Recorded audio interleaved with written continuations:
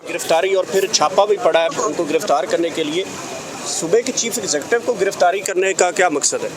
देखिए, मकसद तो वही है, आप जो देख रहे हैं कि इख्तिलाफात होते हैं इश्यूज़ पे।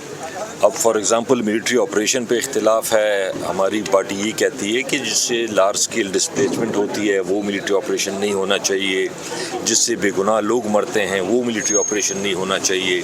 अभी उसके तरीके के लिए आप बैठे हैं, चीफ मिनिस्टर के साथ बैठे हैं, बाकी सिक्योरिटी एजेंसीज के साथ बैठे हैं और कोई तरीक़ाकार बनाए। मतलब अगर हम ये कहते हैं कि जी बेगुनाह लोग ना मरें, तो ये कौन कहेगा कि उसका कोई हल निकालना चाहिए? या जो लार्ज स्केल लाखों की तादाद में लोग बेघर हो जाते हैं और जिसकी वजह से बेचारों को वैसे भी गुर्बत है, फिर एक जगह दूसरी जगह फिर पनाहगज़ीनों की तरह रहते हैं, तो हम चाहते हैं कि इस तरह ना हो। बाकी जो दहशतगर्दी के तो हम सब खिलाफ हैं। कल जो अडियाला जेल में सुहेल अफरीदी ने बातें की हैं, क्या ये उसका रद्द-ए-अमल है उनको मज़ीद डराने धमकाने के लिए ये सिलसिला है? बिल्कुल हो सकता है कि शायद लोगों को सख्त बातें बुरी लगती हैं, तो शायद उसकी भी वजह हो। लेकिन बहरहाल देखिए, असल मसला तो अमन का है। हमने 12 को अभी इंशाल्लाह केपी में सारे जो एक्स चीफ मिनिस्टर्स हैं, गवर्नर्स हैं, पॉलिटिकल पार्टीज़ हैं, उनको बुलाया है और स्पीकर साहब होस्ट करेंगे उस इवेंट को।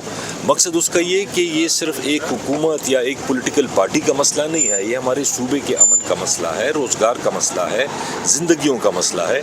तो उसके लिए सारों को मिल बैठ के हम कोई हल निकालना चाहते हैं और उसका फिर जितनी भी एजेंसीज़ हैं या सिक्योरिटी एजेंसीज़ हैं, उनको भी उसका फिर एहतराम करना चाहिए कि अगर सारी पॉलिटिकल पार्टीज़, सारे लोग एक चीज़ पे मुतफिक होते हैं तो वही रास्ता अपनाना चाहिए, बजाय इसके कन्फ्रंटेशन की तरफ हम जाएं। अच्छा सर, मज़ीद गिरफ्तारियों का सिलसिला भी शुरू है। साहिबजादा हामिद रज़ा को गिरफ्तार कर लिया गया है और पाकिस्तान तहरीक इंसाफ को नवंबर के हवाले से अपनी स्ट्रेटजी बना रही है आगे।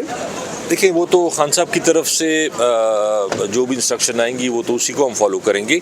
लेकिन जो हमारे ऊपर इल्ज़ाम लगाया जाता है कि जी आप एहतजाज करते हैं, आप रोडों पे निकलते हैं, तो आप मुझे बताएं कि अपोजिशन और क्या करे? अगर यहाँ से आपको कोई उम्मीद नहीं है इस पार्लियामेंट से कि जिस तरीके की यहाँ से कानून साजी की जा रही है, आइन में बदल की जा रही है, अदालतों के साथ जो हो रहा है या अदालतें जिस तरीके से फैसले कर रही हैं उनके ऊपर दबाव है, मीडिया बंद है, तो हमारे पास आप क्या रास्ता छोड़ रहे हैं एहतजाज के अलावा?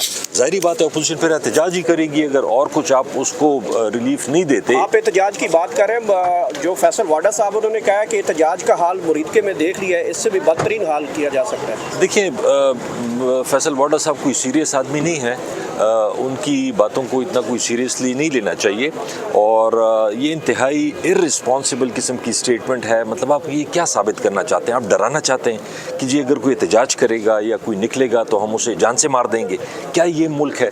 मुल्क इस तरह चलता है? ये तो फैसल वाडा साहब को खुद सोचना चाहिए कि इस तरह की स्टेटमेंट्स ना दिया करें, इससे हालात और ख़राब होते हैं। सर, अली जफ़र साहब और सलमान अकरम राजा साहब वो कह रहे हैं, अली जफ़र साहब ने कहा है कि 2 राय पाई जाती हैं कि हमें कमेटियों में जाकर इसके ऊपर अपनी इनपुट देनी चाहिए। सर, इस हवाले से क्या आप लोगों की अपनी पर्सनल राय क्या है कि जाके कमेटियों में बैठना चाहिए और इसके ऊपर इनपुट देना चाहिए या हमें बाइकआउट ही करना चाहिए? देखिए, खान साहब की तरफ से बाइकआउट का आया है तो जाहिर बात है हम बाइकआउट ही कर रहे हैं। कल हमारे यहाँ पे परसों बल्कि डिस्कशन हुई, कोई एफसी से मुतालिक बिल था, तो उसमें कुछ मेंबरान की ये राय थी कि वो कमेटी में आया था तो चाहिए ये था कि हम उसको अपोज करते, उसकी मुखालफत करते, लेकिन हम नहीं थे वहाँ पे, तो इस वजह से वो शायद पास हो गया है। तो ये 2 राय हैं, बिल्कुल ठीक बात है अली जफ़र साहब की। कोई लोग कहते हैं कि जी हमें वहाँ पे जाके अपना एहतजाज, अपनी बात, अपना ओपिनियन देना चाहिए और खान साहब की तरफ से इंस्ट्रक्शन है तो ज़ाहिर बात है वही फिर फाइनल होती है।